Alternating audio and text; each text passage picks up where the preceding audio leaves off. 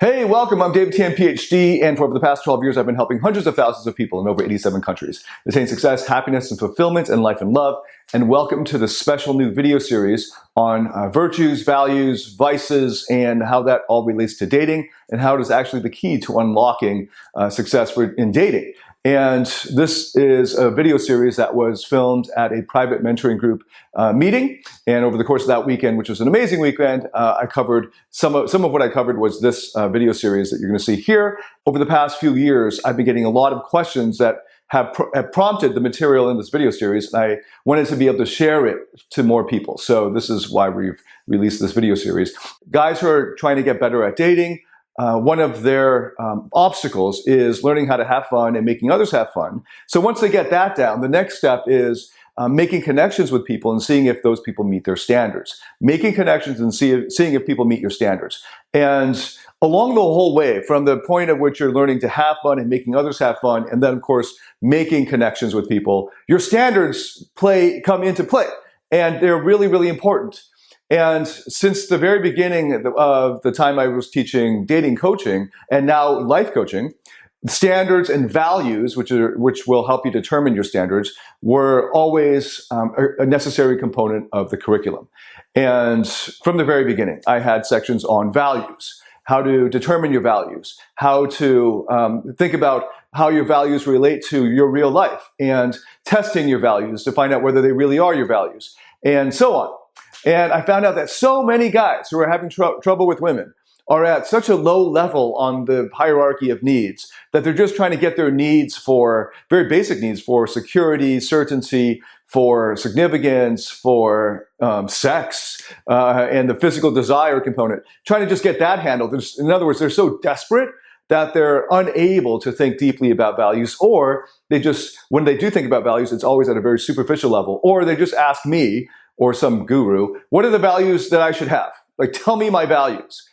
When it actually comes time to interacting with a woman, she finds that he's a kiss ass, he's a try hard, he's a codependent nice guy, because he actually doesn't have any values of his own that are ones that he's worked out himself. So the big problem underlying all of guys' problems with women is the fact that they don't know what they stand for, what their ideals are, what's really important to them in life. So they just basically say, well, what does a woman want me to be? Or what is that attractive woman, what is she attracted to? And I'll take on those values for myself. And that's a really, really bad way of thinking about values. And it actually is a scary thing about that person. Hopefully it's just that he hasn't been tested yet, but it might be that he lacks a morality. And the only way out for him is to think deeply about it and to experience the process of developing values for yourself, testing them, honing them, owning them, and then, of course, reevaluating them over time, because as we evolve and mature, we change our thinking and our priorities and so on. So this whole video series is answering that question of what should my values be, and how is that question of values related to dating and dating success? Okay, how are values actually related to dating and dating success? And I propose one helpful and healthy way of thinking about values, which comes out of virtue theory and virtue ethics. And it comes from virtue ethics from East and Western historical traditions. So I bring those into play here in this video series. So I hope you enjoy. Check it out. Love to know what you think. Please leave a comment. Join the private Facebook groups that we've got, and just keep in touch. So enjoy the video series. Without further ado, here we go. And all weird, and he'd be stiff and wouldn't feel comfortable. And this is because that's associated for him with a persona that he's not used to having, right? And he's having an internal identity crisis. He's like, this is not me, this is me, and this is happening, right? So a lot of that work of helping you see the shame and the narcissism and the true self is that it releases you from this. You can now say, oh, I have many different parts, and I can grow this other part, this persona, that I'm going to use for, I don't know, for business. Maybe it's the boardroom. Maybe it's for pitching VCs. Maybe it's for closing deals. Maybe it's for being daddy and you have to play with your daughter. Or maybe it's helping at the charity on the weekends with the old folks home, or whatever, right? There are all these different parts of you as well. There's one that's the son, right? Or the daughter, or the way you are with your mom or dad, or with your brother or sister, right? That's also another persona. That persona looks differently, thinks differently, feels differently. And if you've inhabited that persona for a long time, it's relatively consistent, right? It coheres. And when you want to develop a persona for another environment, it's the same process that you did as a child or a teenager or in your workplace, creating a new persona.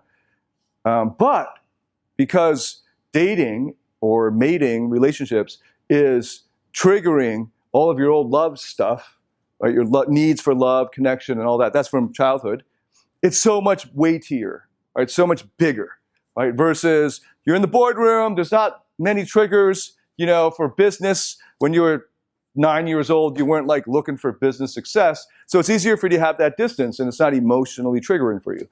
But entering a love relationship where you get attached is. So a lot of the work is just helping them see you can create a persona, and that means the way you talk, walk, all that stuff, that can change. You can develop that for a specific purpose. And then once they embrace that, I'm developing a persona, it should come easier. The problem is now finally we can understand the virtue issue. There's growing movements of, you probably heard of these, MGTOW, men go their own way, red pill, what else is there? Oh, incels. They're not very big, but they're very dangerous, right? So incels who will plow down innocent people. And then, of course, as part of that is the school shootings by disillusioned single men who are bitter about life in general and want to take it out on the most innocent, especially including children. I mean, if you are so bitter that you would look for the paragon of innocence to destroy it, you're really fucking bitter. You've really gone over the edge. And a lot of this has to do with, they've all skirted PUA, pick-up artists movement. They've all dabbled in it because their initial problem is women. So all of these guys, all of their complaints, all of their shit is revolving around their failure or lack of perceived success in mating. Okay, so you come to the end and you've now basically prepared this guy, because it's like persona work, you can be really successful. He's either going to become a narcissist if he's successful, or he's going to become like a bitter, disillusioned man, a men's rights type of person, right? And you may not think that this follows logically, but it will if we're missing the final portion. Because all of this, up to this point, of true self, shame, narcissism, inner child, true self, it's all without morality. It's amoral. It's not immoral, but it's amoral. It's besides the morality. It's largely amoral. It's not immoral. It's not moral. It's just amoral. It's separate from the issue of morality, good or bad, right or wrong. Right? It's just taking a guy from having the toxic shame, undoing that, encountering his inner child, thereby changing his narcissistic behavior so he's not compensating with it, and leading and living as his true self, integrating his parts, right? And then finding out that he can develop a new part for a new purpose, and then developing that, and now what's the end result? The end result that a lot of guys find as they go, that I, to my dismay, discovered over the years, is the end result that they were looking for after doing all of this therapy and all of this therapeutic work and these guided meditations, the end result that they were looking for to gauge their success and whether they've reached that last stage is well, what was the presenting problem? What was the original problem? They weren't getting women. Okay, so now they go through all this, true self, inner child, parts, integration, narcissism, shame, toxic, boom. How do I know I've succeeded in going through this? It's, again, do women like me? It's ridiculous. And that got me really thinking like, whoa, weird. Could it be that Hitler could have gone through this process? Everyone likes to take Hitler as an example because it's just so shocking. But you think about it. Could Hitler encounter his inner child? He's like, good Hitler boy, we'll take them down. Yes. Yeah. Instead of like healing his inner child or whatever, it's just like empowering his inner child. And then it becomes a narrative of power. Dudes really respond to the word power. in sales letters and headlines and stuff like this. They respond to a lot of self-aggrandizement. And that just, it's still now something I'm just coming to grips with, that instead of fighting it and resisting it, let's work with that. Okay, that's where they're coming from. They just want to get stuff for themselves. Money, women, power, whatever it is. And they're going to use whatever they can. And this evil that they could be, that they might actually be, is there, right? So they could use everything that I give them, no matter how awesome and great it is, for evil ends, right? So, or for bad ends, or for ends that I would not have even thought of when I started teaching it. Okay, great. So the last portion is to counteract that, but also more importantly, they will always end up being bitter. So you take the guy who succeeds. How does he know he succeeds? Now people like him. Yeah, and he's like the man. He feels significant, right? People like him. He feels important. All right, that's the narcissist, right? Straight up. And the thing is, as you know, we can always take that away from you, right? The world will take it away from you. People can take it away from you. I can take it away from you. You know, I've given the example many times of I could just destroy you if that's you. I could destroy you by, I don't know, a couple $100, hire a bunch of models for like 15 minutes. They go around you, turn you on, all that stuff. They make you think like you're the man at the club, and suddenly they spit at you, throw drinks at you, throw ice at you, walk away, and everyone sees it. And now you're shamed, right? Destroyed. Because you got your significance from outside shit. Right? You don't feel significant if you look like crap and you're at the bottom of the gutter. You don't feel significant. Right? Your significance is based on external stuff. That's the narcissist. So even if he succeeds, he's still going to be empty. Right? Sort of like the alcoholic who hasn't come down off the bender yet. He's still on the bender. He doesn't know how bad he actually is because he's just taken more alcohol. I've done this example so many times. Right? So that might be you. But the more common scenario is they fail. That's the MGTOW, right? They got screwed over by some woman, right? They got raped in a divorce, okay? Or they got rejected real hard. They got cheated on, and that would be the red pill guys, right? They got cheated on. So what are they going to do? They're going to cheat on them, those fucking whores, right? I mean, they're going to line up a whole bunch of these women and treat them like crap, and that'll get their pride back and their ego, right? That's red pill. And you could just be incel, which is just like, screw the whole system. I hate guys who are good with women too. I hate them all. I hate babies. I hate everything. I hate all that is good because it screwed me over because I didn't get to have sex. Okay, that's the incel. But all of this is just coming out of failure with mating and women. All right, so either they fail and they're bitter. That's just obvious, though it may be less obvious for those who are good at picking up chicks. Like some of these red pill guys are good at just picking up chicks because they disrespect them. That attracts the codependent female, right? And there are a lot of them, and they think that they're succeeding there. They're just giving each other their neuroses, right? And they're matching there. But their lives are empty. Their lives are bitter. And that's if they fail. But they could also succeed and think everything's hunky-dory, but they're actually just building a house on sand, right? And then the tide comes in and washes it all away. So it's just a matter of time for the tide to come in. The only thing that can save you is the final chapter of my book. I don't know if it'd just be one chapter or if it'd be a whole part, right? And now I was like, whoa, you know, like, because I kept reading all of these guides on how to write books and stuff. And there's conflicting advice. Tim Ferriss gave a really good piece of advice, which is write the book that you needed to read or that you need to read. And or write the book that you're about content that you're so passionate about that you'd write it even if no one read it. And when I got to that last part, I'm like, yes, that's what I could geek out about for a whole lifetime. In fact, I made a whole career around it as a professor in moral philosophy. And now I can see why a lot of the success that I had in this area that was a lot quicker than anyone else I had been that I knew. It also explained why it was easier for me to bounce back from things. And I've been at this for over 12 years now in this area of either a dating coach or life coach. And I know people who started this journey before I did. So they had learned this. They'd gotten into that world of learning social psychology and applying that to dating. And they still suck. And it's crazy. And I'll meet clients, like they'll sign up for courses or something, and in their pre-programmed surveys, they'll say, in 2003, I read this book, and I found this forum, and I've been reading it ever since, and here I am, Like, what? What have you been doing? And I think I just figured it out. And one of the most frustrating things about the modern world is because of the fact that postmodern relativism won in the universities, that I didn't expect this, but it won by the early 2000s, took over the universities. There's been a lot of empirical evidence for this now, especially now. I think it's 14-1, people on the left versus anyone who's not on the left.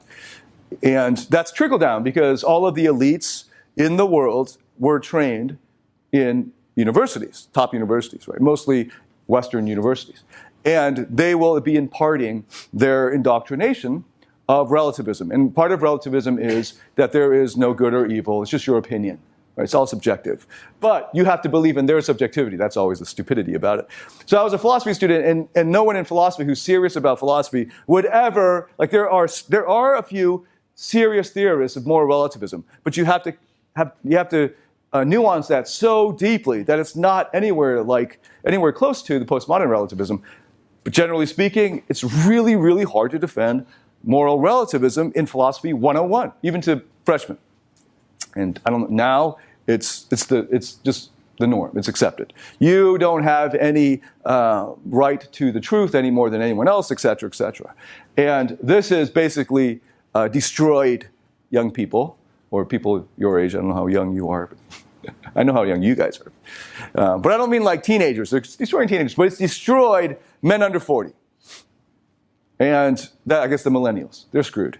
They haven't thought deeply about this word that no one ever uses anymore, virtue. And it was bizarre to me it took a long time for me to realize that they don't, I used to think it was just Singapore. I thought it was just like the government doesn't want people to think about right and wrong because they don't want them to question the government and all this stuff, right? No, it turns out it's not just Singapore, it's the whole Western world. Unless you purposely went to an ethics class in the philosophy department, you would have no reason to study the different theories of normative and meta-ethics and things like this. And you would never come across this gigantic field of study called virtue ethics. And my entire field was dominated by virtue ethicists. So in my little bubble in the academy, I thought everyone studied virtue ethics. I thought that like just every undergraduate in the humanities would have like at least 1 month of reading of Aristotle through like at least the Western virtue ethicists. But that's not the case. That's why you suck. I mean, that's why you're not happy. That's why it's so hard for you to be happy. That's why it's so hard for you to meet your own needs. Because there's a section in my dating courses, like Invincible, where I ask you to think about your values. And as a good, modern person in this world of postmodernism, I tell you, I'm not going to tell you what your values should be. That's for you to decide. But here's the process that you do it, all right? So we walk through that, you say, David, blah, blah, blah, and you get it out of your system, right? And then what often will happen is if a guy's really honest with himself, he's going to put like power at the top, freedom, babes, right? Everyone sucks my, like everyone's kissing my, like that's what he wants. That's what these guys actually get off on. There's no compassion. I never heard that ever at the top 3 of a guy's list. Not that I'm saying you need to, but I was just like, out of all these thousands of guys I've coached, and I've seen these surveys come in, no one's ever put charity at the top. Compassion, mercy, kindness, right? Love. Unless it's the 7 universal needs, right? That'll be up there. But when it's values, well, what is this? So it's okay, because I didn't either. I had authenticity, integrity, courage. These are very martial values, right? And like that parallels the movies that I like to watch when I'm going brain dead. I just want to like lie on the couch and just, because I worked hard all day. I just want to watch something stupid. I'll go watch like the Avengers beat everyone up. Just the fighting, right? It's that courage, right? But that's a virtue, of course. But we don't think of them as virtues. So the values as helping you become more attractive, asserting yourself, keeping your own boundaries and all that was quite obvious. And I resisted all these years imputing values, telling them, suggesting, values. But it's gotten to the point that these, on the internet, these MGTOW red pill trolls are so numerous on our YouTube comments and the Facebook comments. Like, they just write hashtag MGTOW, hashtag red pill, hashtag like whatever, right? Blue pill, whatever the fuck purple pill, I don't even know what these, right? All this shit. Then I'm like, okay, I think it's time to be more clear about this.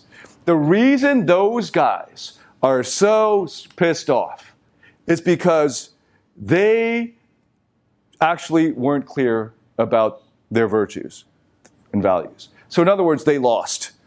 They were in a situation with a woman. She won. It's the only way he can get bitter. He's not going to become bitter if he won, right? She won. She got half his assets, or she cheated on him and hooked up with a hotter dude, or, you know, whatever. In some way, she beat him at the mating game of evolution. She beat him. And he's pissed that she beat him. And there's no court that will punish her. And he's angry about that. So he goes online. That's what he does.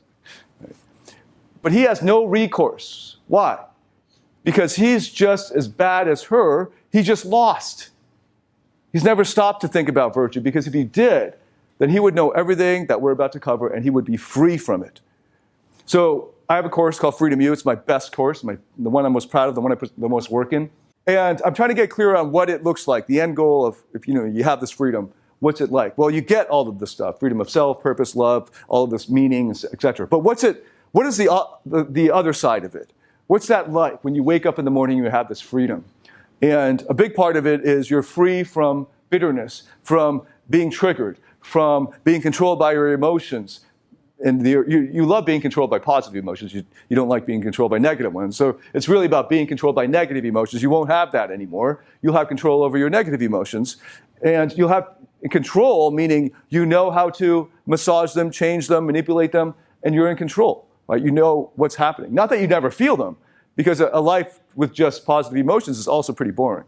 Right? You need the contrast. All of this is coming from freedom, but people aren't free. None of those guys I mentioned are free.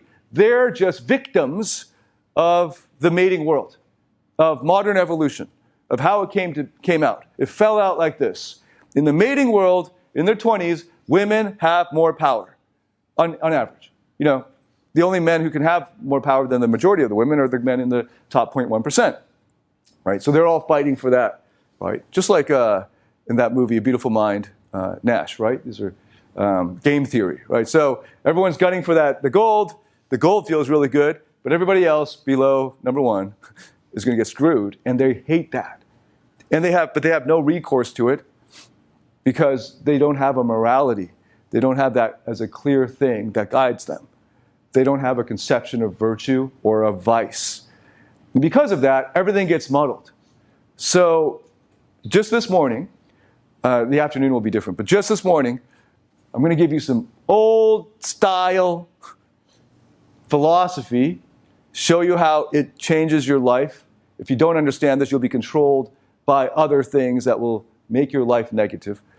And exploring this and getting an understanding of it and applying it will give you the freedom of life, the freedom to determine how your life will go. And it's going to be pretty deep because we're going to be drawing on ideas, philosophers, wise sages, going back thousands of years. And one great arrogance of modernity, I was arguing about this with a friend last week, one great arrogance of modernity is ignorance of tradition. And especially from the left, they hate anything smacking of religion or old-time tradition, right? And they just want to tear these things down. They're, they don't like these icons. But this is obviously really bad. If you are ignorant of history, you're doomed to repeat it. So we're going to try to understand what really, really, really smart human beings over the past 2,000, 2,500 years have said about this very issue of how to lead and live a great life. All right, so this is how we came to be as human beings. It's a little bright here, so you probably can't see it as well as it's intended. But these are chimpanzees eating a monkey. All right, so they will find a young monkey, and they will just tear it apart. They usually will just one will grab an arm, the other will grab a leg and just rip it apart. And then they'll just eat it like that. So they're eating from the middle of the torso. Red in tooth and claw is how we came to be. And a lot of the world now is like this. And this is largely because the controlling power of religious institutions have been so eroded that there are no checks on our barbarism. Whatever you can get away with, right? That's what the morality of the world seems to be these days, right? Whatever you can get away with. As long as you don't screw me over. That's why guns are so important in America. Right? The guns protect you from like the human equivalent of this. Otherwise, people will just take whatever they can. Right? They'll just break into your house, take whatever they want, and if you can't do anything to stop them, then why wouldn't they?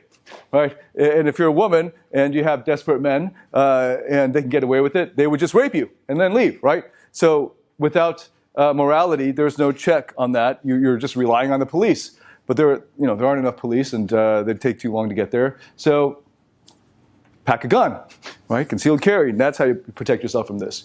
That's how you protect your home from invasions. You can't wait for the county police to show up, county sheriff 20 minutes later. It's over by then, right? So you got to protect yourself. That's how the morality is now in the modern world, because there's no good and evil, there's no right and wrong. There's just whatever you can get away with. And in fact, in terms of evolution and science, that's how we came to be. We are the product of killing and eating of other people, right? They're other beings, maybe not people, beings, all right? And the way that it may not be so obvious, because if you were in a full-on fight with a big animal, you would probably lose, just the one of you, right? With your hairless arms and no fur and no fangs and all that. But what we evolved were brains. Okay, our evolutionary advantage were brains. And brains were largely evolved in terms of survival value to coordinate with other Homo sapiens, right? Or other Homo groups of people, like Homo erectus or Homo whatever, Neanderthalis or whatever it is. And we could coordinate, and we invented weapons and et cetera, et cetera. And over time, we've evolved to be the way we are now. So much of the POA world and the guys who study mating, they're obsessed with evolutionary psychology. Like evolution is the one science that they really pay attention to. And the one thing from the universities that they pay attention to, evolution. So a lot of men have taken their playbook right out of evolution. So they find out, well, women are attracted to this and that because of this evolutionary story, and it's adaptive in this way. So I'm going to take that. Status is adaptive. I'm going to take status, right? Things like this. I'm going to show that I'm healthy because that's an evolved preference. I'm going to do all that because of evolution. And they, I guess, haven't stopped to ask why they got fucked over. You got fucked over, red pill, MGTOW, whatever, these bitter men, because you got evolved out, right? You lost. And now you want some goodness in the world. It's too fucking late. It's actually not too late, but, well, I used to be a Christian, like a hardcore Christian. That means like very conservative. I went to seminary, studied with pastors, all going to be pastors. I studied there. I did New Testament Greek, Koine Greek, in a class of just 2 students with 1 professor. It was like really hardcore. I won 2 awards, by the way, for Greek. Anyway, I'm just showing you how hardcore about Christianity I was. And one of the things, and a lot of this is informing, my education in those areas was informed everything I've done. And I'll show, it'll be quite obvious in a second, in a few minutes. But one of the images I was shown was the evolutionary picture. So you have Adam and Eve, or the proto-humans, at the top of this pyramid of dead animals, ripped apart, blood, guts, everything, right? So it's just like, and then the caption for the seminary context was, and God said, this is good. Okay, anyway, so imagine that's actually us, right? We're the apex animal, and underneath us are all these other dead animals that we conquered, like we beat them, right? And some of them allied with us, like the dog. Right? There's a rare case, but most of the time we won. Otherwise, we would be it would be a world populated by lions or bears or whatever it is. We beat them. Okay? Let's just get clear on that. You can't take your morality from evolution. If this is a world of evolution, it's just dog eat dog, just get what you can. And a lot of people, a lot of men, haven't come to grips with that. They're just whining and bitching and taking the victim mentality on the internet because, well, women now have all this power. They can choose whoever they want. They're obsessed with this thing they call hypergamy. This is bizarre pronunciation of hyper. But that's where they're like, oh, women are just going to trade up. They're going to find the best man, and they're going to leave the man that they're with if they can get an opportunity with a better man. And they're pissed. But dude, for millions of fucking years, we came about as a result of that. Okay, so now you're bitching and moaning. Millions of years later, there's no goodness in the world. You fucked it up. Or you can understand why, for thousands of years, the smartest, wisest people in the world thought it was important to think about good and evil, right and wrong. Not just because some god up on some mountain told them about it, but because of something much deeper. And it actually is scientifically going to explain how you achieve happiness scientifically. But before I jump to the scientific part, a quick review, in case you haven't studied virtue before, of some of the great wisdom traditions of the world and the virtues that they suggest to you. So we'll start with vice, because that's the easiest for you to understand. All POAs understand vice. And by the way, I've been in the POA world like 12-something years and associated with it in some way. And over 90% of the friends I made through the POA world have turned out to be quite vicious, vice-wise, right? They have vices. There's very little virtue. So our alliance, our friendship, was an alliance. It was like literally an alliance. And once one of us is not useful to the other, then that would be the end of that alliance. Right? So that's a very conditional friendship. And of course, we're all acquaintances and friends still. But if you study virtue and you study vice, you can see it happening. You can sense somebody's virtue and vice, right? Their level of this, how much they have it, how much you can trust them, how much you can open up to them, how much you can be vulnerable to them. We'll start with the vices. So you probably heard of the 7 deadly sins. There's a great movie called Seven. Brad Pitt, Gwyneth Paltrow, Morgan Freeman. Very disturbing. Who's seen it, by the way? One. Sorry, which movie? It's called Seven. Oh, okay, just one. Oh, good for you. Seven, classic movie. Don't watch it while you're eating. It's really gross, but that's like one of those things where it's an amazing movie, but you don't want to watch it again because it's so disturbing, right? Like I keep trying to get my wife to see it, and then I'm like, I'm not going to watch it, though. You watch it, and she won't watch it. So we'll go over these, right? Lust, greed, pride, envy, wrath, gluttony, sloth. The movie Seven actually is a really great way to help you remember all of these. It will sear it into your memory. It's really brutal. Anyway, there's somebody who dies because he or she indulged in one of these vices, according to the psychopath who does this to them.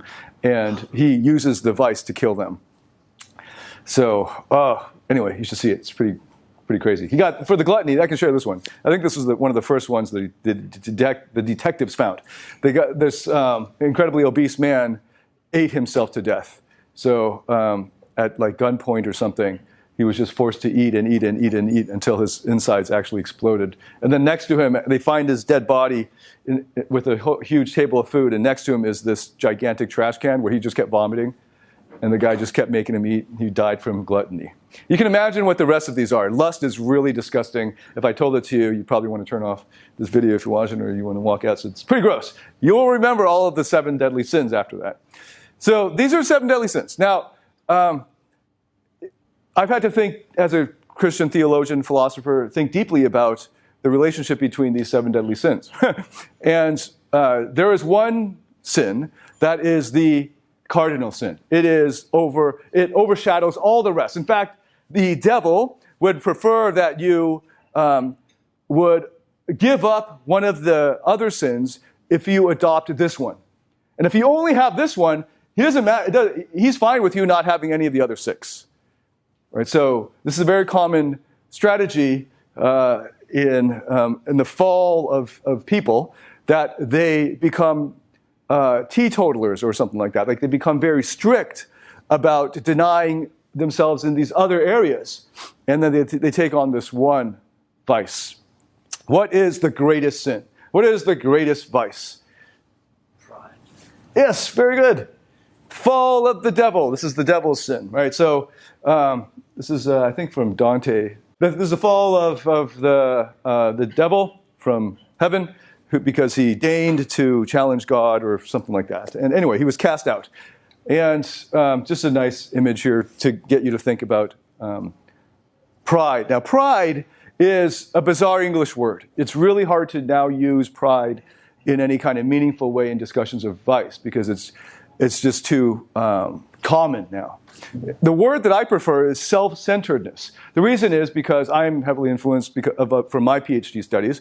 I did my Ph.D. and a lot of my subsequent publications in Neo-Confucian philosophy. And my favorite philosopher is Wang Yangming. He's a 15th century philosopher. And his main thing that he was attacking was vice. Was self-centeredness. 私欲. 私 as in selfish, 欲 is desires or emotions. The desire for the self. So self-centeredness is actually very perniciously evil. And it is at the root of psychopathy. And so maybe this will make it more obvious.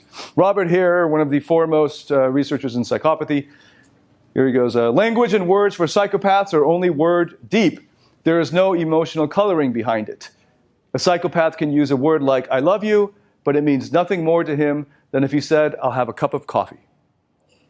So in other words, he's using whatever he can to get what he wants. And that's a lot of people. Like, I'm not saying they're all psychopaths, but the closer you get to a psychopath, like it's a continuum, right? The more psychopathic traits you have, the more psychopathic you are.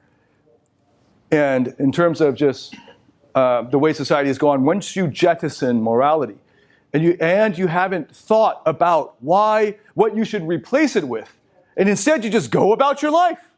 That's like everybody, right? It's like you probably haven't done a course in morality at any deep level. I don't know, most of the world hasn't. So what do you do though? But you have a job. Well, how did you choose that job? Did you think about good or evil, right or wrong or bad about it? No, you got a job to make some money. Why do you need money? So you can buy shit. Like what shit? Food, clothes, pleasure, right? And then now, you've probably found me because you're having trouble with women. And that's again, why? Why do you need women? Oh, because I have desires.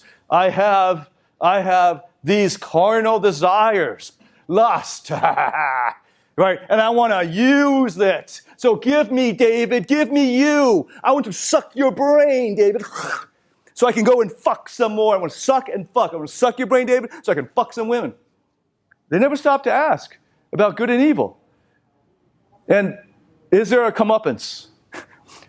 And a lot of them, because they didn't study morality, it's not even an issue for them. Because there's no one to ask you about these, because there's no more church. There's no more institutions. Fuck it all. Hey, I'm anti-church too. I don't go to church. I'm not saying you should go to church. I'm saying you should think about the questions the church fucking asks you. What is good? What is evil? What is right? What is wrong? And why should I even associate myself with you? You're just using my brain. Ouch, it hurts. You're just trying to get stuff from me. And you think, hey, Dave, this is fair. This is life. Well, you're right. This is life.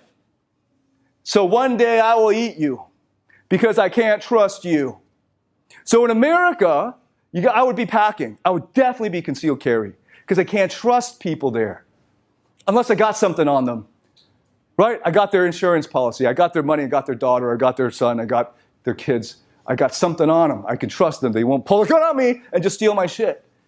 But a lot of people, especially in big cities in America, you got to watch out. They could mug you. You could be standing on the side of the street and bam. And by the time you figure it out, you report it to the police. You're done already. It's red in tooth and claw.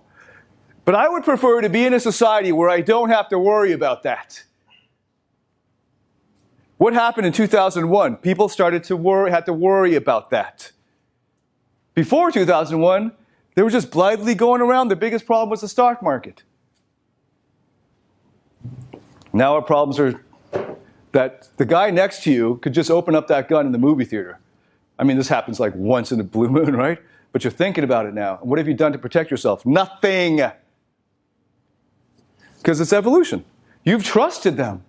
You're driving down the street and some psychopath could just veer off at one little painted line and kill you. It doesn't take much to be a suicide killer. I mean, you know, just plow into them. We're just trusting each other. But most of society has not asked about why. What's the basis of that trust? So don't be stupid. Pack a gun. Don't be stupid. Learn how to fight. Don't be stupid. Learn how to defend your family and your loved ones. But wouldn't it be great in a society where you didn't have to?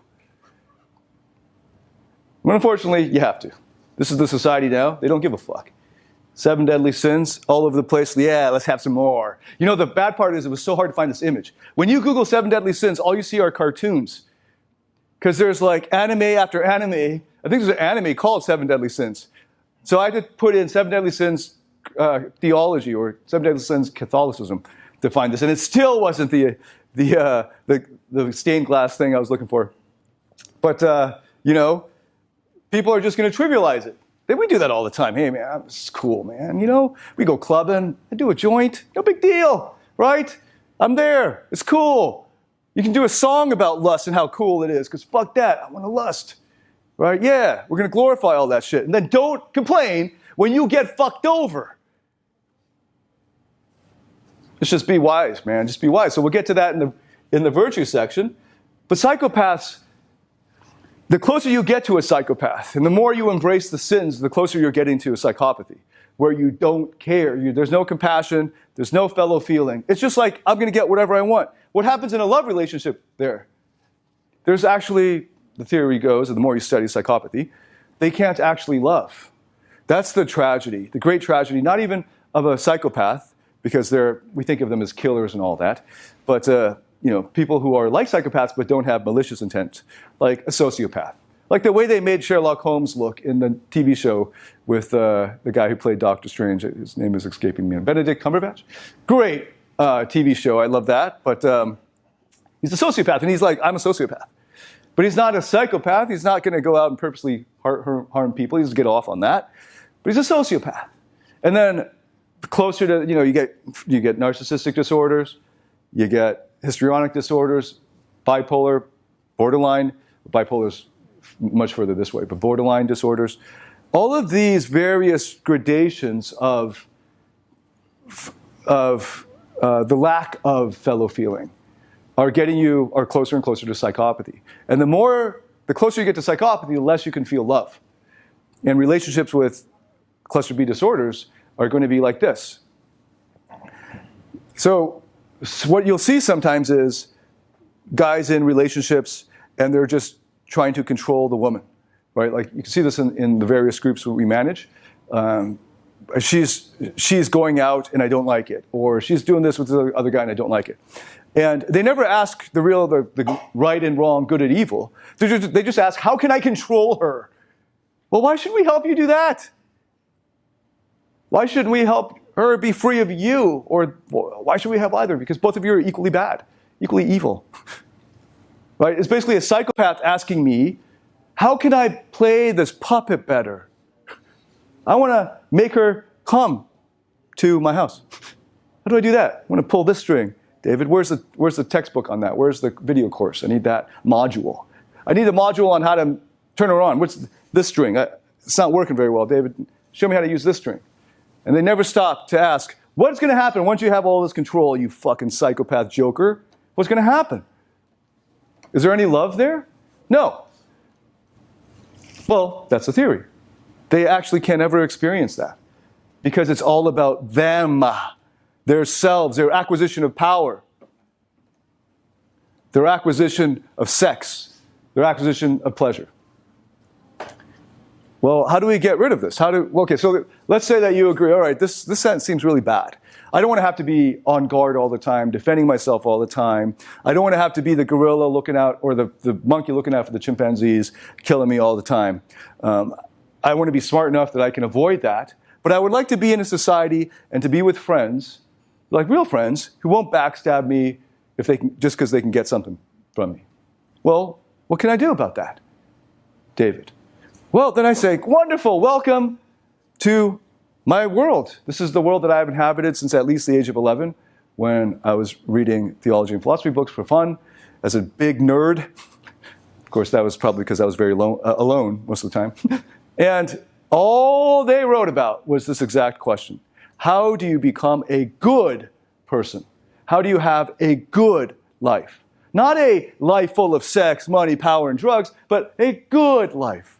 And at the end of this, we'll ask, why would you want a good life? Hopefully it's obvious, but maybe it's not, and I agree that it's not obvious. So the first step is you can follow the vices. So for each vice, there is a corresponding virtue.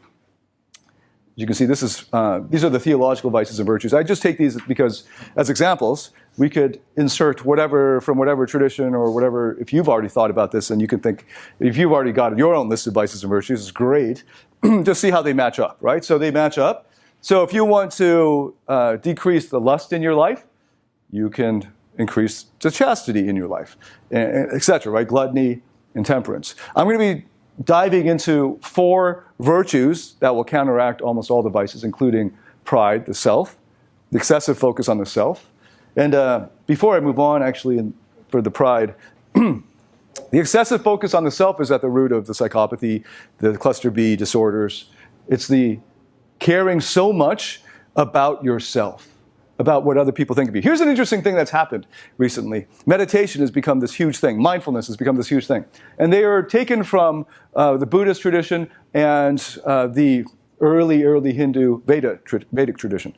And in both of those traditions, especially the Buddhist tradition, there is a denial of the self, right? Especially the Buddhist tradition, right?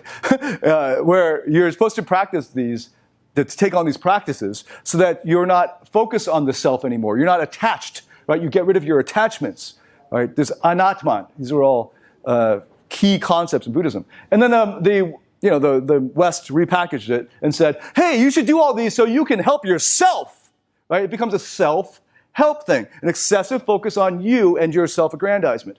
You know, your acquisition of further power in your life. It's you. And you might think, David, yeah, it's fucking obvious. Yeah, it's me. What's your problem with this? All right, so this is a really, really important question. And the reason why the Neo-Confucians focus so much on the self and the world focused on the self is that was at the root not just of problems between you and others, but problems in yourself. Problems in yourself. So the self-conflicts, the inner conflicts between the warring parts that you have, the part of you like that devil on one side, the angel on the other, or it could just be the warrior in you versus the one who wants the comfort in you. All of that, that's rooted in the breakage of the self because of the excessive focus on the self.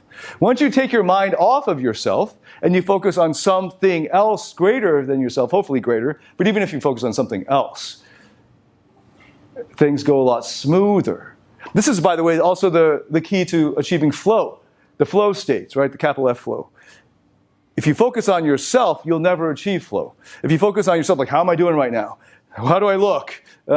Or do I feel significant? Or any kind of do I questions will undermine your flow. You'll be taken right out of flow. Vice and virtue. So we introduce you now to virtue ethics. So this is a major field in the study of ethics or moral philosophy. I think as I was preparing the slides, I was like, this is going to be pretty heavy, I think. So let's put in a joke here. Of the 7 virtues of the samurai, the greatest is devotion to all things samurai. I could never be bothered learning the other 6 virtues. And so, of course, like in Musashi Miyamoto and all of these great traditions, they all have their own virtues. Right? If you ask Bruce Lee, he'd come up with a list of virtues too. Right? Diligence. You know, actually, it's true that I went to, as a kid, to Taekwondo class. And at the beginning of every class, we had to read out the creed, beginning and end. And I don't remember all of the character traits that we were supposed to recite, but one of them was perseverance and discipline and blah, blah. And we had 10-year-old kids all saying this in unison. Those were the days. I don't know, you guys still do, I don't think you do that anymore, right? Now it's just like, how do I break this guy's arm, teach me how to do that, right? There's no tradition anymore. Well, what we've lost with that is an understanding of why we're doing it in the first place. Because if we don't know why we're doing it in the first place, then we're just actually relating to each other like this. And right now, you can't eat me, that's why you're not eating me. If there's no morality. Because otherwise, why wouldn't you? So we now move to the 4 cardinal virtues: temperance, prudence, fortitude, and justice. And I'm just going to say a few words about each of these as suggestions for you to think about as perhaps being the sort of virtues that you might want to take on. So I guess we'll do them in this order. Actually, let's go with prudence first. Prudence, or phronesis, is practical wisdom.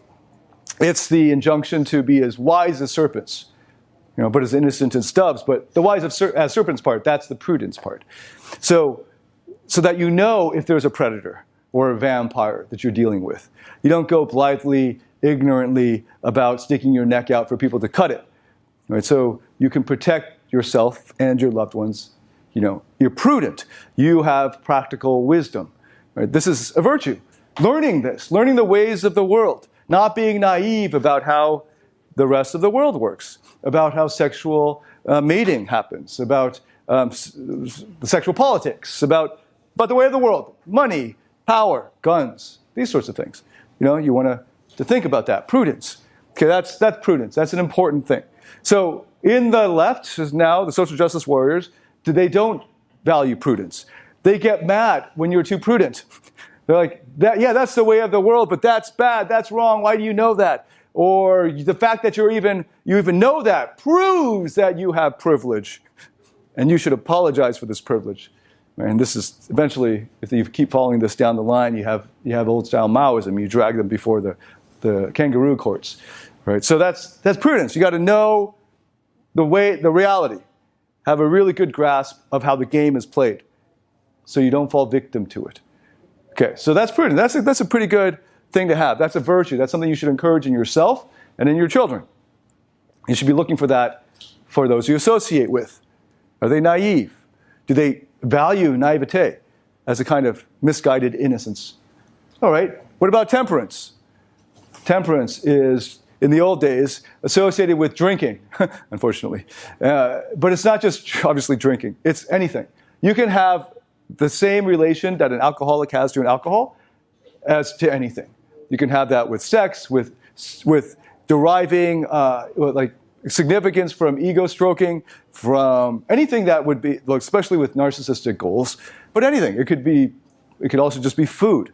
Whatever it is that you have an excessive attachment to, right, is temperance. And how do you counteract this? Right? Modesty, right? Moderateness, right? So we have gluttony and moderatio, right? That's the Latin, right? Temperance. Being able to say no to it. So if you ever feel like you're controlled by anything, try to fast from that thing. To not be controlled by anything that you don't decide to be controlled by. That's a virtue. That was considered a virtue for thousands of years. Now, there are very few people that consider this a virtue. One example, actually, of someone who does is Jocko Willink. Discipline equals freedom is one of his catchphrases, right? The Navy SEAL. They're used to saying no to a heck of a lot of things. I think his Instagram feed is just his watch at 4:30 a.m. Like he just takes a shot of the time he wakes up every day. He's got a lot of temperance, at least in the physical, right? Probably in the other areas, I don't know him that well. Temperance. How can you cultivate that in yourself? Right? How can you encourage that in yourself? All right, the third is fortitude. Fortitude in this sense. And by the way, these aren't Christian virtues per se. These are taken out of Plato, is the Republic. And then they were adopted by Augustine and Aquinas, and then adopted by the Christian tradition. The Christians then added, I think it's 3 or 5 more theological virtues to these virtues. But these are the basic virtues. So fortitude. Fortitude is basically like guts. Do you have the courage? Right? Are you able to step up in the face of fear? That's a virtue. That's something that you should cultivate in yourself. Fortitude. Are you looking for people with that? And then finally we have justice. And this is usually cast out in this context as fairness. Fairness. A sense of fairness. The justice as fairness is generally not anything that's prized. It's not something that's prized in the modern world. Why? Because let's say you have an advantage over someone else, and you can just take it. Well, why do we make it fair play for the monkey? Why would you do that? We're trying to kill and eat the monkey. Why would you make it fair? That seems wrong to them. They'll just take it and eat it. Well, that's why I say that they're evil. That's a vice.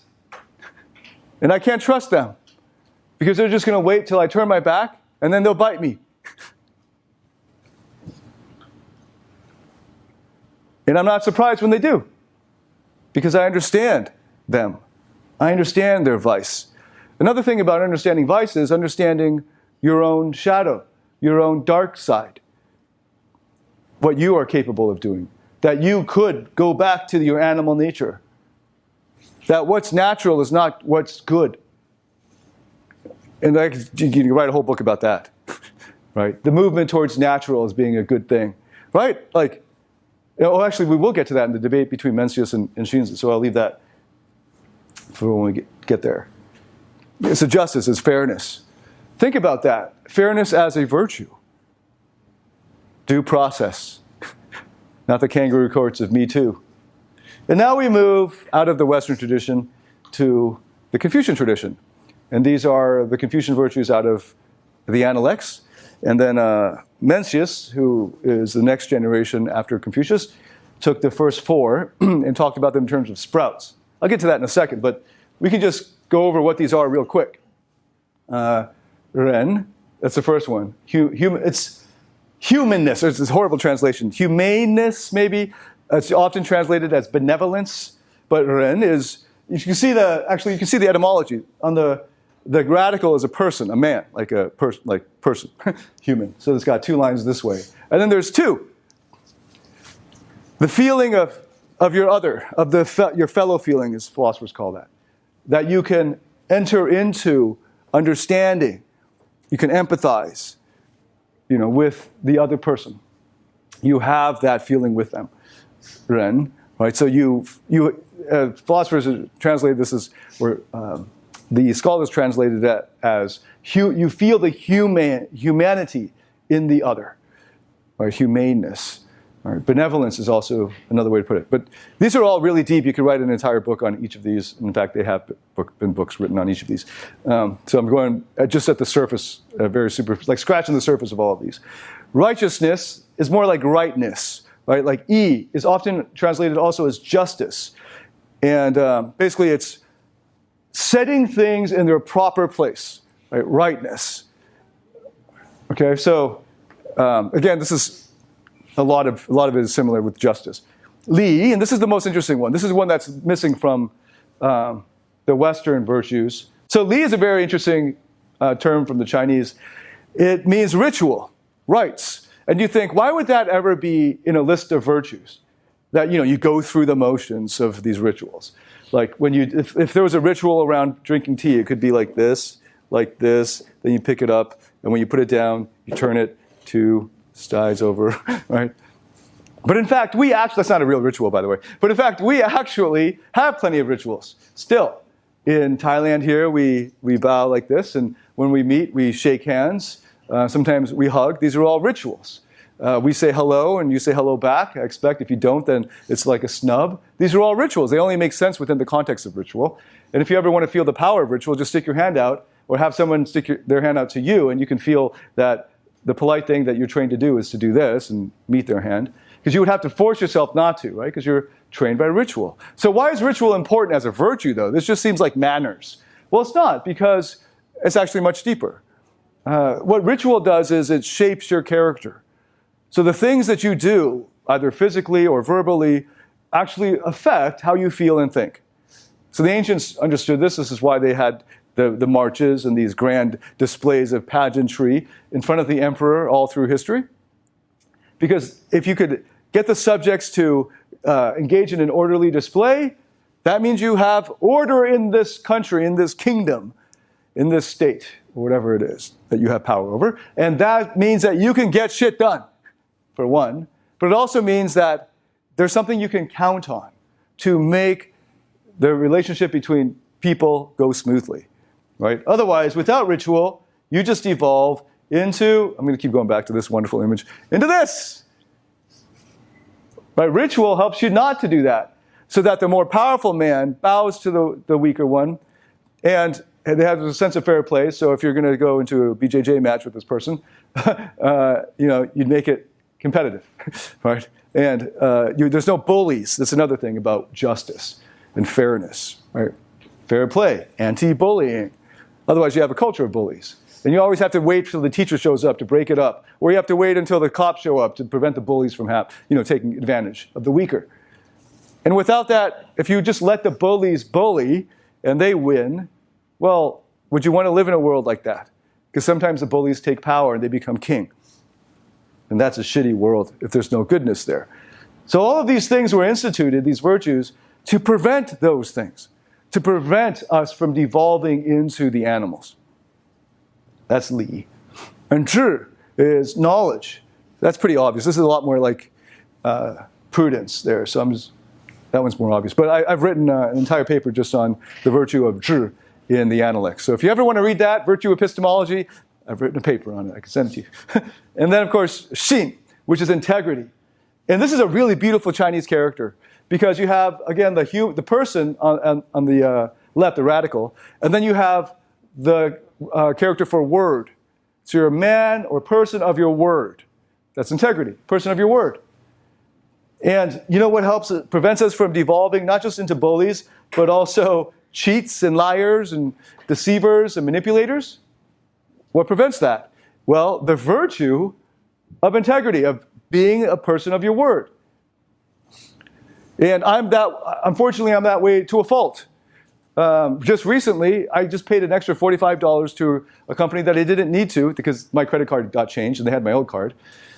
And they screwed me over in a way. So I actually wrote them a strongly worded email, but at the end I said, but because I'm a person of my word, I will call you, go through considerable trouble to call you in your Central Standard Time and tell you my credit card number so you can charge me for something I never received because I'm a person of my word. And that's just something that I want to live up to because that's something that I know every little bit contributes to your character. And anytime you deviate from it, degrades your character. Every little bit. This is true in Christianity, Confucianism, Buddhism, every tradition. Every little bit. Okay, so integrity is one of those things. If you say something and then you don't do it, especially when it's important to the other person, well, then you've just already eroded your virtue. And when you have to get good at nightclubs and this sort of thing, you got to throw all this out the window, because otherwise you're not going to have any friends. I mean, you're like, dude, are you a man of your word? None of them are. Like they kind of can't be. The nightclub is a lot closer to this, right? And guys will only be your friend until a girl gets in the way, and now you're competing about some girl, and then he backstabs you, doesn't give a fuck, because now he's in the cool table, and you're out there, right? You know a real friend when he actually disadvantages himself or hurts himself in some way to help you out, right? And doesn't keep it over your head the whole time. I mean, these are things you got to think about. Otherwise, it's like this, and don't get surprised when you lose a bunch of times, or you get hit so bad you can't recover. And that's part of the reason why prudence is always in a list of virtues. Because no matter how good you are as a dove, you're going to meet some damn hawks. And if you don't know your game theory, you're going to lose. So to a hawk, you don't present as a dove. Prudence, knowledge. Of course, you're looking for people who have these traits and ally with them, because then you can relax.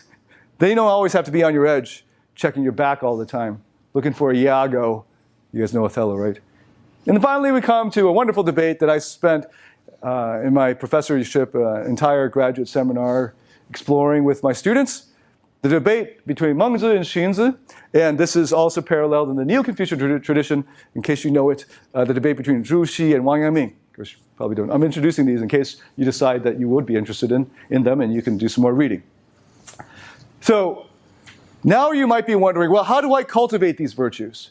And what's interesting is, I take the example from the Confucian tradition here, but this debate has been played out in all of the Western traditions. But it's very clear here in the Confucian tradition. It's also what I use to get good at anything, including picking up chicks back, in the day, 12 years ago or whatever. And without understanding it. I just thought that's how everybody gets good at stuff. I found out many years later that most people are completely ignorant of this and they just go through the motions, whatever their teacher assigns them, they do the homework and they think they should magically get better. But they don't understand how getting better actually works, the process of getting better at something. It's the same as the process of getting more virtue in your life, becoming more virtuous. Or if you want to become like, there was a beautiful, a moving presentation of this, depiction of it in of all movies, Star Wars, the third episode. What's that one called? Where Anakin becomes Darth Vader. It's a really wonderful show. Like, it starts with these little things that you understand them too. Like, oh, I feel for Anakin. Like, why is Yoda such a jerk or whatever, right? Like, why is Mace Windu such a hard ass, Can't they be softer on him? And they get to the end. Hopefully you've seen it, so it's not spoiler alert. You get to the end, right? And then Obi-Wan Kenobi's got to chop off his legs. Oh, shit. Right? And then at the very end, he gets to redeem himself, episode 6. And it's part of this whole process. The same process that you use to become a good person, you can use to make somebody or yourself into an evil person. You can go either way. We all have that in us. Right? It's not like we're just born. Some are born with a proclivity towards one or the other, especially psychopaths, the theory goes. But you can move either way, right? Especially if you put effort into it and you put your mind to it. So there are two different ways of approaching this. And you can think about which one you like better. So Mengzi believed that we are at heart good. We are born good. And the joke in Chinese philosophy circles, this really nerdy joke, is all the professors who have daughters are Mengzians, and all the ones with sons are Xunzians. And because Xunzi said, human nature is bad. So you notice this when they pop out of the womb, and they start, the boys just create chaos, right? They're just like throwing things around. They're always, very aggressive. And then the girls are a little sweet, and they just sit there, and they'll play quietly with toys, with their dolls or whatever. This is complete caricature, right? But maybe that'll help you understand the difference. So Mengzi believes that we are born good. Xing, shan. Human nature is good. Shan, right? And, I'm getting into the Chinese philosophy more and I just realized you probably don't know what those words are. Human nature is good. We're born with proclivities towards goodness. Mengzi called that the 4 sprouts. So we are all born with like seeds of these virtues. He specifically looked at the first 4. We have these seeds of virtue. That we have a tendency towards fellow feeling, humaneness. And he uses an example of, if you see a child fall into a well, or you hear a child fall into a well, won't you feel like your immediate reaction is to go and help? That's what dogs do. They're really awesome. Dogs kick ass. They're better than humans. Some humans are like, that child. In fact, one guy I follow on Instagram, John Danaher, he's one of the best Brazilian jiu-jitsu coaches in the world. He's got a great Instagram.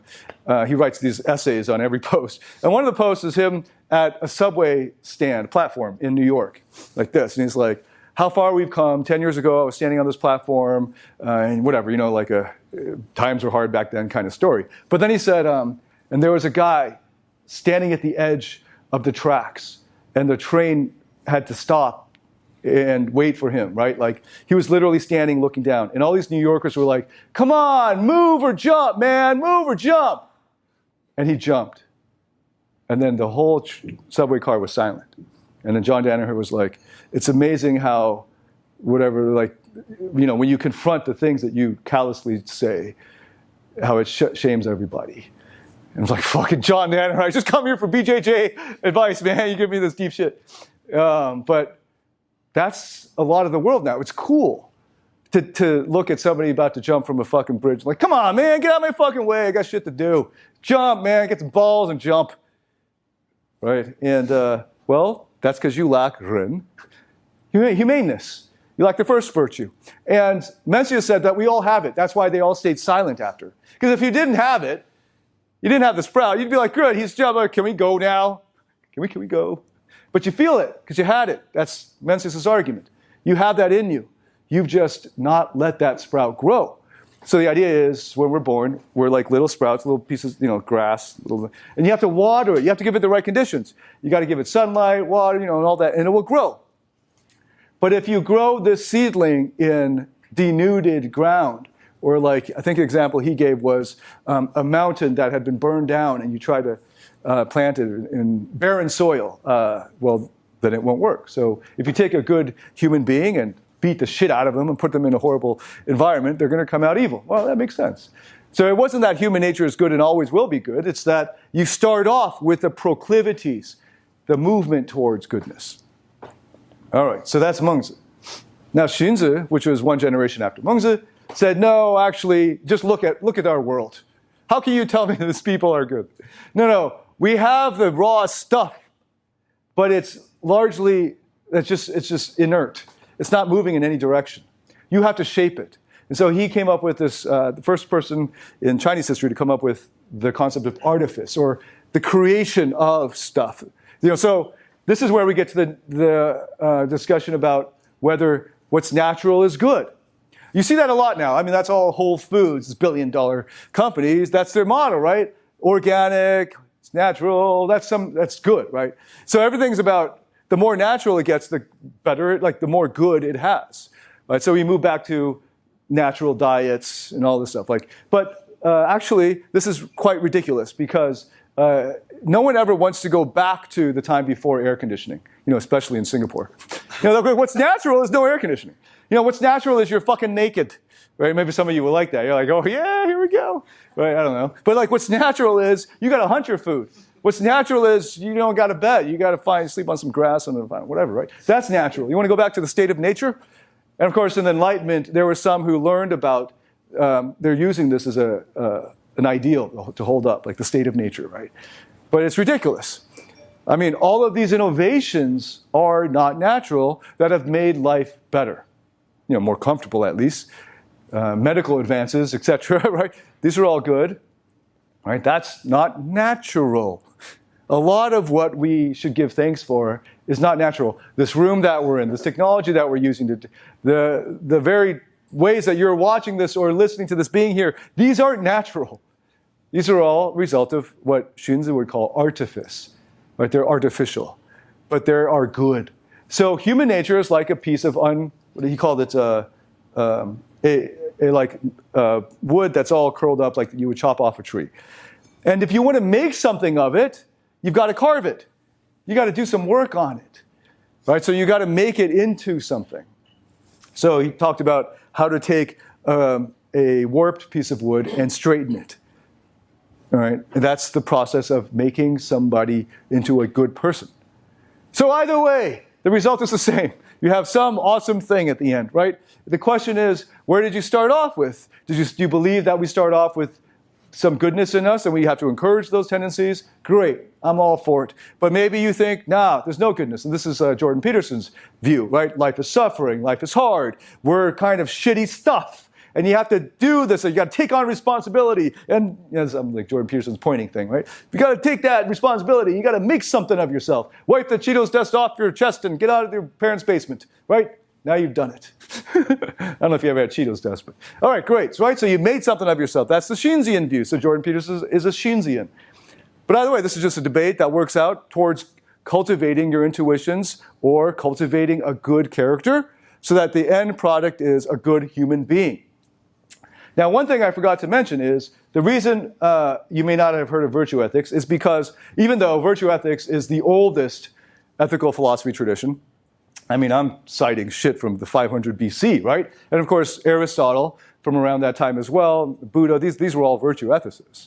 But in the Enlightenment, the normative ethics took a different turn and it moved into consequences. So it evaluated the good, like right and wrong based on the consequences of an act. So here you get like trolley problem stuff, right? And this is what still a lot of Western ethicists do. They debate the consequences of something. So these are consequentialists. They're the ones who think consequences dictate whether something is good or bad, or right or wrong, I mean. And then another one is deontologists, and they're the ones who look at rules, right? Rules, generally speaking. This is very complex. I'm just scratching the surface. But it's like rules and consequences. That's what a lot of the Enlightenment tradition moved towards. That has not helped anybody at all, right? Okay, so really, like, that's how you figure out your laws, but it's not going to make a society where you have good people, right? So you can, here's another example about making it your character rather than just your actions or whether you follow certain rules. Thinking about a great golfer. Everybody could hit a hole-in-one eventually, like, you know, like as a fluke, right? You could get it into the hole, yeah. But a golfer, like a professional golfer, I don't know, like Tiger Woods or whatever, has his whole being, his mannerisms, his movements, all that, trained so that he can get that hole get the ball in the hole. Right? There's a difference between somebody who's untrained and does it versus someone who does it because that's who he's trained to become, to be a great golfer, right? Versus the guy who hits it and gets it right, but as a fluke. And that's why character is so important, right? That's why if you just see somebody behaving because they're following some rule, because if they didn't fucking follow the rule, they'd get punished, don't trust that guy. And that's most of the world. Like that's how Singapore runs, right? Like whenever you fucking fly in Singapore, what do? They, by law, are told to tell you the drug offenses are punishable by death. Like, okay, I'm not going to do drugs. I got it, right? It's not because they think drugs are bad. It's not because there's a character trait towards it. It's because it's forced. They might have a character trait for it, but that's not because of the fucking announcement of the law, right? Now, the law might move you towards that direction, and that's a good thing. But if the only reason you're doing it is to avoid punishment, then you're not a good person. You're just a coward. Right? So either way, a virtuous person wouldn't do it just because it's a fucking rule. They'd want to know why. What's behind this rule, and what's consistent with who I am? So we get back to Menzi and Xunzi, and the view of human nature, I went into that, good and bad. There are metaphors for cultivation. One is a natural metaphor of sprouts, that you give it the right environment and it will naturally grow. And the other is it's not the environment that matters as much as the effort that you put into it, right? The deliberate effort. And they both have the importance of ritual. This is really important because ritual just basically means what you do with your body. Your face, voice, your body, the practice that you engage in, you practice. I love the way that great actors talk about their technique, right? They talk about, like, even DiCaprio, to prepare for Aviator, got an acting coach, even after he's done all these amazing movies.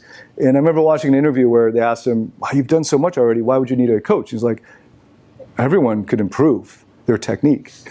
And he's talking about, like, how this coach came in and he's like telling him right away, like, okay, you're behind the wheel of this airplane. I don't know if they call it a wheel or not, but okay, it's going down, go. He's like, wait, hold on, I got to warm up. I got to get into it. He's like, no, just don't warm it up, just go. He's like, okay, here we go. I thought it was awesome because he's focusing on the technique, the practice of it. It's something that you do every day, all the time. Now, the technique of being a good person, you never rest from that. The moment you're awake, and maybe even while you're sleeping, for all we know, but the moment you're awake, you're already practicing either moving towards becoming a more good person, or a more evil person, or a more bad person. Which is it going to be? And for many of us, it's been like this, and maybe downwards, right? Maybe upwards, who knows? But are you doing it deliberately? Is it a practice? Ritual is to help you do that. So in ritual, you go through the emotions that will force you into taking on the characters you want. Like, a great example, again, is Jocko with his Instagram feed where he takes a photo of his watch every morning. Usually like 4:30 or 4 a.m. that guy wakes up. And it's a ritual. It's a ritual to reinforce the life and the character that he wants to have, that he wants to be.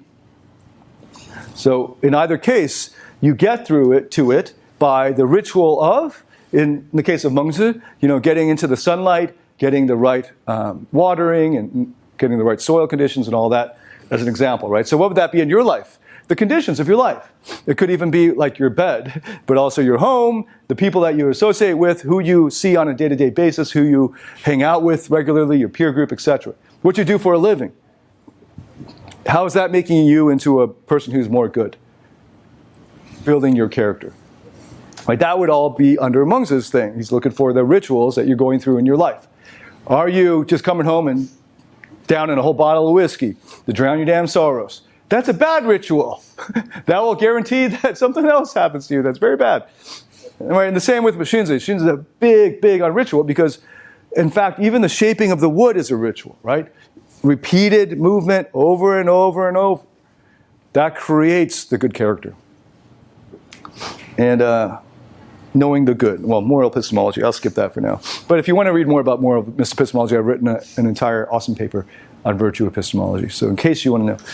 So now there's a word that I think is the most useful for this. And I first learned it as a PhD student from the top professors in the world in Chinese philosophy debating this. And there was a word that kept coming up as a model, like the framework, right, by which they describe all of these theories in Asian philosophy and Aristotle, early Greek, theories of how to be a good person. And it's a word that I use just like I thought everyone knew it.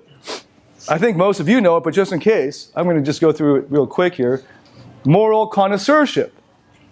To be a connoisseur is to have well-developed tastes. We talked about this a little bit. I teased some of you yesterday. So developing your taste, that's what it's all about. That's what character is about. So you're wondering, how can I get this all the time now, because I've been harping on, she cheated on you, you idiot, you should have figured it out, right? Like, I won't say you idiot, but, you got to learn. He's like, how can I tell? How can I tell if she's good or bad? I'm like, what? Like, you can't tell Thanos versus, I don't know. I guess some people would be like, Thanos is a good guy. I know a lot of girls like Loki, because they're warped, They like that bad boy. But then again, if Thor was just going through the motions, the immature Thor. But anyway, I digress, because the Avengers preview just came out yesterday. I think I watched it 7 times last night. So, connoisseurship. Where was I going? I went on a tangent and forgot where I was going. Right. So it's about, so a lot of people, they can't tell the difference between good and bad. Or they can't tell when somebody is trending towards good or evil. This is the reason why this is so worrying, is because if they can't tell it in somebody else, they can't tell it in themselves. And that's why I know they haven't been thinking about it. They haven't been asking themselves on a day-to-day basis, should I take this job? Will it make me a better person? No, they're taking the fucking job because it's going to make them some fucking moolah, man. And if they could bend over backwards and take it up the ass and get even more money, they would. But no one's offering them that job. But they would. A lot of dudes, they'd be prostitutes, right? To hot women, they do it. I mean, imagine I get paid to have sex with a hot woman. What the hell? They all do it. But women are like, oh man, I could have sex with a not disgusting guy and get paid X amount of money, and they still wouldn't do it. So they've been forced since young to think about how to deal with these sexual advances, but most dudes have not. They haven't had to wrestle with good or evil because they didn't have the freedom to be either. They just follow the rules. They live in the mom and dad's house, mom and dad's rules. Then they go to college, they start fucking around, like literally, about everything, right? They start doing all this dangerous stuff. Well, if you're adventurous, unless you're super controlled, right, by your parents and you're full of fear, and then you just stay at home and don't do anything. I get that too, a lot of that. But anyway, then now at some adult point, you ask yourself, what is goodness? And how can I elevate that in my life? How can I encourage more of that in my life? Okay, now you're at this slide. It's the same as appreciating art. If you haven't developed your tastes, the more you develop your taste in one area, the easier it is to develop your taste in other areas. And morality is a taste. You develop a taste for it. That's why you're blind to it. That's why the average person who walks into an art gallery can't tell. Like me, I can't fucking tell art gallery. I mean, one of my dissertation committee members was the main guy in art history. So I had to sit in on some undergrad classes. So I learned some stuff about Chinese art, and most of it was just the history of it. I can't tell the difference between a replica, right, and the real thing. I wouldn't know. I'm sure I really want to have the freedom to do that maybe when I'm older and actually take a proper art appreciation class. But it also applies to jazz. That was the first thing that I had to learn as a connoisseur. First of all, I love the sound. I love the whole culture around it. When I was like 12 years old, really got into it. That's what got me into saxophone. And I pursued that seriously, like an hour and a half, 2 hours a day practicing. And at that age, that's quite excessive. And I got really good at it. And I found that very few people could understand jazz. What I was hearing, they weren't hearing. And then I'd meet somebody who's far more advanced than me, and then they were telling me what they were hearing. I'm like, wait, play that back, because I didn't hear that. And then I hear it. Right? There's this one time in Montreal, this big jazz fan, he didn't play any instruments, so he was just a fan. So I was really shocked. My favorite CD, we actually had CDs back then, popped it in, Joshua Redman. It was on his second album, Wish. And there was this part where in that song, which is a beautifully lyrical song, and it's just instruments. And then the drummer goes, bunk, bunk, and doesn't touch those again. And he's like, oh, that was just beautiful. I'm like, what? And I played it back like, dun, dun. Oh, shit. I missed that. And then there was another thing that the drummer was doing. Then he switched it. At that point, it went, bunk, bunk. And didn't touch that instrument again, that percussion instrument. Like, damn, that guy brought in that just to play those two notes that time. And that guy picked it up. I didn't pick it up. I listened to that song so many times before and didn't pick that up. And there's so many other things. Like he's like showing me the harmonies. Like, man, there's so much complexity there that I was just like, yeah, this is a good song. Versus understanding what's really there. And the more you listen, the more educated you get, the more you know what to listen for. And when you're playing, here's another example of how you develop your connoisseurship. When you're playing in the middle of a jazz band, it is really fucking hard to hear all the instruments, like to listen, to pay attention. You get the beat, right? The beat's there, you know the bassist is laying it down, but you don't really pay attention to the bassist if you're the instrumentals. And the piano, he's laying down the chords, so you're listening for your cue to come in, and then boom! And your instrument is so much louder than everyone else that it takes years for a guy to be able to play while listening. You know, that's why the monitors are so important. So you can hear what everyone else is doing, you got to respond to them. That's fucking hard. Opening your ears. It's years and years and years of practice and experience and attunement and just play it again, play it again, play it again, listen deeper, listen deeper, listen deeper. And then I wanted to bring this one to you for connoisseurship. Think of an acquired taste that you acquired. That means that at the beginning you didn't like it. The more you got into it, you really liked it. Almost all tastes that people really are obsessed about, really love, are acquired tastes. Most of you grew up in Asia. I didn't. My first time trying sushi, I was 11, and I hated it. It's slimy. It's raw. Like, it's gross. I was 11, so this was 1987. Okay, 1987. There's no sushi restaurants in Toronto, right? Maybe 2 or 3. Right? So no one eats sushi, right? But we were in Japan with the family. And Wakui-san, I don't know, fucking like uncle or somebody other. And he gave us the sashimi, us kids, with a fucking green thing, right? And I tasted the green thing. I'm like, oh, God, what is... And then my older sister didn't see me do that. I'm like, hey, Mel, this is coleslaw, like in KFC, right? You get that green shit. It's coleslaw. She's like, oh, she takes a spoon, gets it, and I'm like, oh, she runs to the toilet. I'm just like, yeah. So, the parents still tell that story to this day. Sorry, Mel. Anyway, I was playing around with wasabi, but I couldn't stomach that stuff. But then, like, 3 years later, it was my favorite food. Like, seriously, if I had to splurge, or like my parents like say Japanese, like, yes, we're going for sushi. It's the best stuff ever. I hated it at first. Jazz is going to be one of those things. If you go deeper and deeper, you'll appreciate it, and it will be one of your favorite things. You know, I think that if you want to be in, I don't know, comfortable in upper crust society, or because a lot of you guys are looking to how do you like elevate your lifestyle, how do you meet attractive women. Wine tasting is really easy and awesome and fun to do. You can get a wine tasting class for like $30, right? And they give you like a flight of wines. There's somebody telling you what notes you're supposed to pick up on. You swish it around in your mouth. You stick your nose in that baby, and you awaken your tongue and your nose, right? So you get 2 senses in one. A lot of the other connoisseurships is just 1 sense. So food appreciation, wine appreciation, whiskeys, gins, whatever. It happens to be alcohol because people like that, but it could be anything. It could be any kind of food, any kind of taste. These are all analogies. They're just like analogous to morality, okay? So I'm not actually telling you to become a wine taster or anything. You can do coffee, right? That's fun too. And you spit it out, right? Whatever it is, I'm not telling you to do it. I'm just saying the more connoisseurship you develop in your life, the easier it will be for you to understand how to develop a taste for morality, to be able to see it clearer and to appreciate it when you see it, to be able to pick it out of the environment of the reality. So the Neo-Confucian philosopher Wang Yaming, my favorite, used to say it like this, that the morally good person sees reality differently. So he'll approach some moral quandary. A man has beaten his wife or something. And the Neanderthal, whatever you call it, the barbarian, comes and just sees a man beating his wife, right? And then Tony Robbins or whatever, right? Like the moral connoisseur comes and sees, okay, hold on, what's happening? Let's stop this. Let's tell what's this about, right? right? And goes deeper and is able to discern more, maybe immediately discern it, be able to pick out, to see the moral principles in a situation. And that's something you train your eye for. And I mean, morality is your eyes, your ears, your senses, your heart, everything. So moral connoisseurship is the way that you're trying to develop your intuitions, your senses, your attunement to it, your awareness of good and evil, of when somebody is acting out of virtue versus just doing it because they're forced to do it. And the reason why this is so important to you, like you might ask, why should I be good? That's one of those philosophy 101 questions. Why be good? Because after all, if I'm good and then all that happens is I get eaten, well, that's no good, right? I don't want to be eaten. So why be good? Because that looks like I'm just becoming a weak dove. Well, of course, I've already partly addressed that by prudence and knowledge here. But more importantly, it's for your sake internally.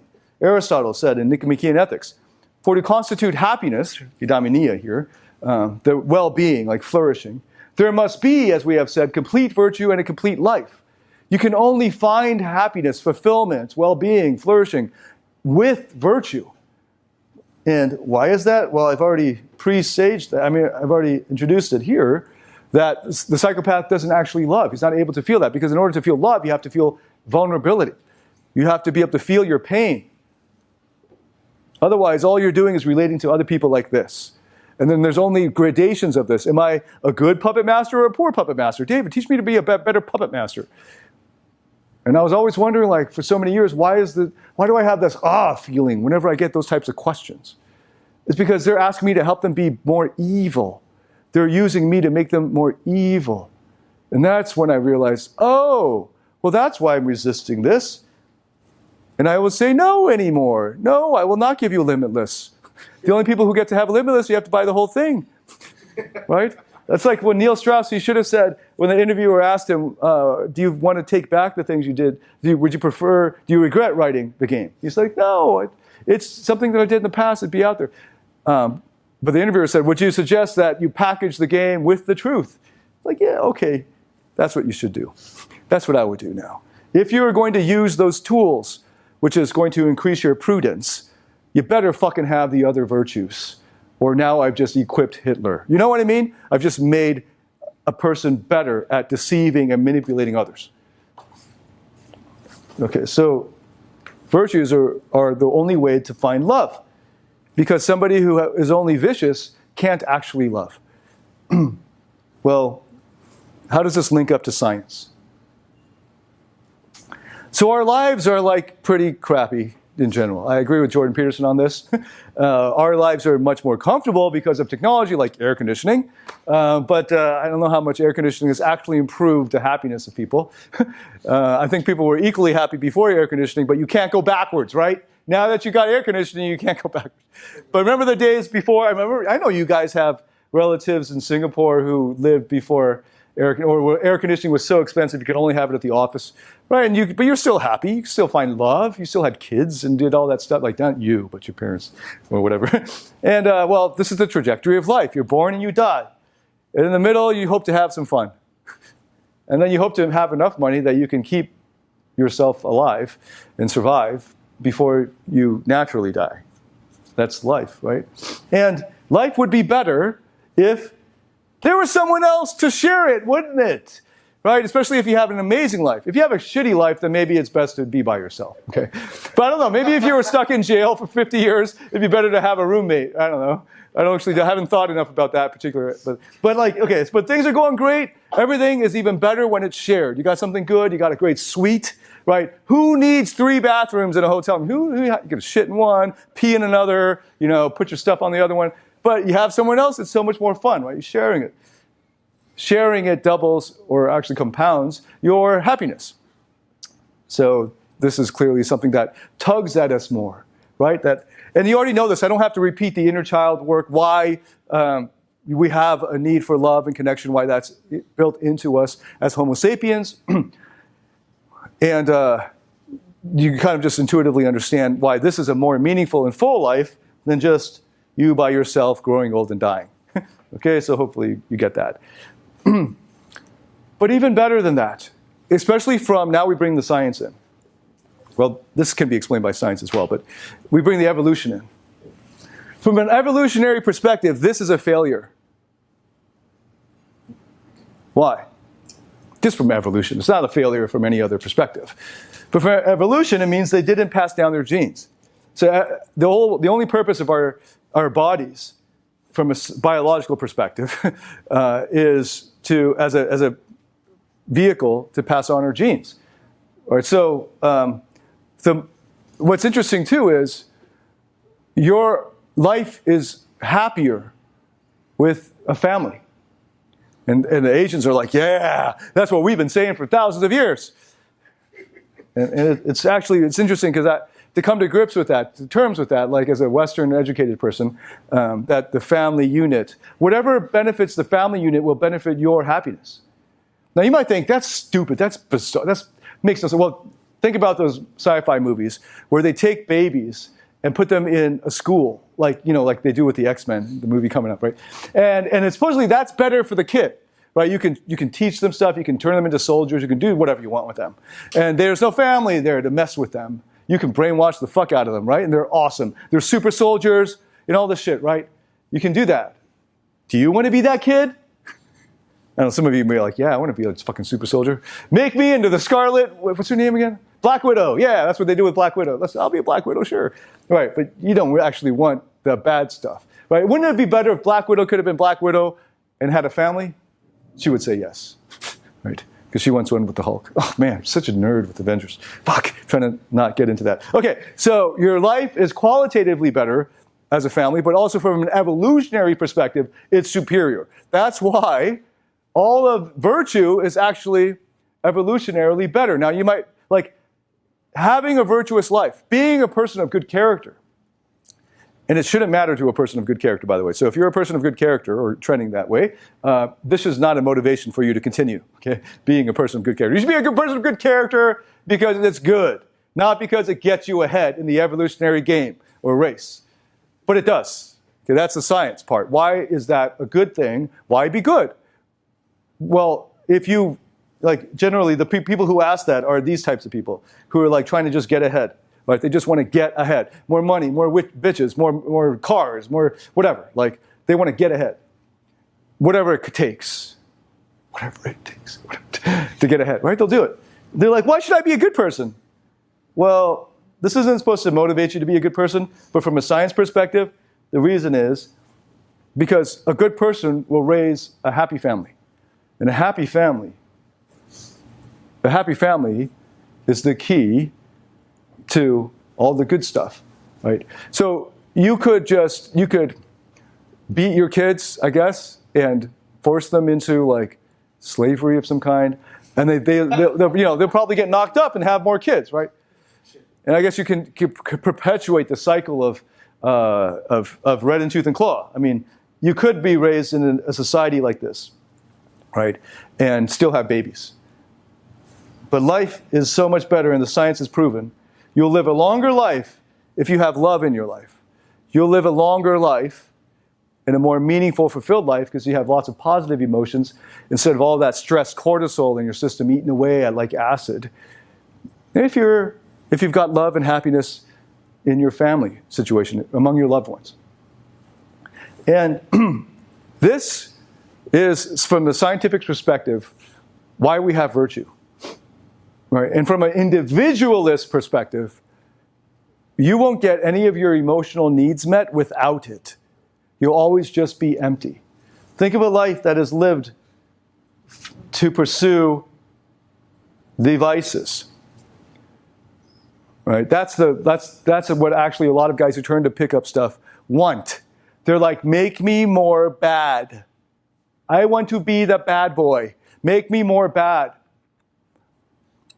How do I swear more? How do I do all this other stuff more? I want to be a bad guy.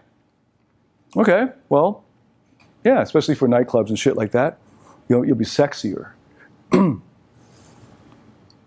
But you're moving in this direction. You're focusing excessively on yourself. And maybe they were never actually good. They just sucked at being bad. Right? So they're bad people who needed to learn how to be better at being bad. So they were always self-centered. They just sucked at it. Right? So now you made them better devils. And the research shows they actually can't love, so maybe I should just give up. But I'm hoping that some of them, most of them, are not actual psychopaths. It's a pretty small part of the population. But they're just naive. They don't have the virtue of prudence. And so now I have pulled back the veil and shown you what your life will be like pursuing the vices. It will be an empty one and a short one, generally. Shorter one. You might still have a long, evil life. And you could have a short, amazing life, or a long, amazing life. Either way, it's going to be fucking amazing if you have love in it, full of love, full of goodness. And many of us struggle because of this, right? Because of some shit that happened to us when we were kids. But many of us struggle because we think that we won't be happy unless we have some baller life, right? That's probably the main benefit, right?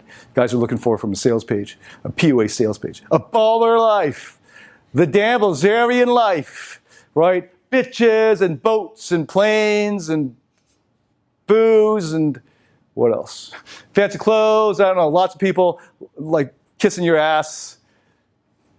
That's what you're all looking for. I know that's like that, what people took away from that movie Crazy Rich Asians, a lot of them, like drooling over that big house and imagine if I was that rich, I could fly in a suite on an airplane, then life would be great. Then life would be great. No, you motherfucker. No. Life is great when you are virtuous. That's what the philosophers have been saying for thousands of years.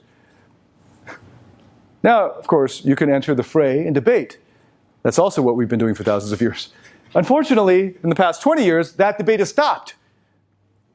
The debate now is there is no good or evil, or right or wrong, or bad, and all this shit. It's whatever you take it. So don't judge anyone. Right? Don't judge the psychopath. You don't know what they're, of course they do judge. I judge a lot. But it's not up for debate. So now at least if we debate it, you're on the right track.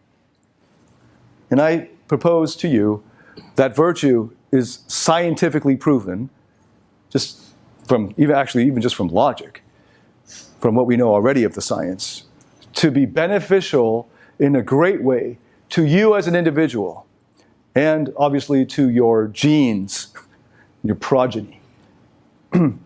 And to think again about, do you want to lead a life where you kick ass in the middle and then you die alone or surrounded by people who don't actually love you? They're just there because they're like that Anna Nicole Smith scenario. I'll just use her as a funny example. Waiting for you to die. Or to have love, or even more, to have flourishing. To prevent this from passing down to another generation.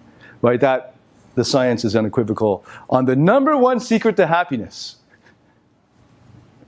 According to the 80-plus year Harvard study led by Robert Waldinger, is the quality of your relationships. That's scientifically proven. And it makes sense now if you look at this. You can't have high-quality relationships unless you have virtue. Because otherwise, the only thing keeping you from turning into this in your relationships is that you got something on the other guy. So he's not going to backstab you yet. And that's not a great way to live. That's a stressful way to live. That's a hard way to live. That's a brutish way to live. So, I'm not saying I'm in any way virtuous. I would like to be more virtuous. Let's put it there. So I invite you also to embark, or you probably already are, right? To continue on your journey and accelerate your pace of becoming more virtuous by becoming a moral connoisseur.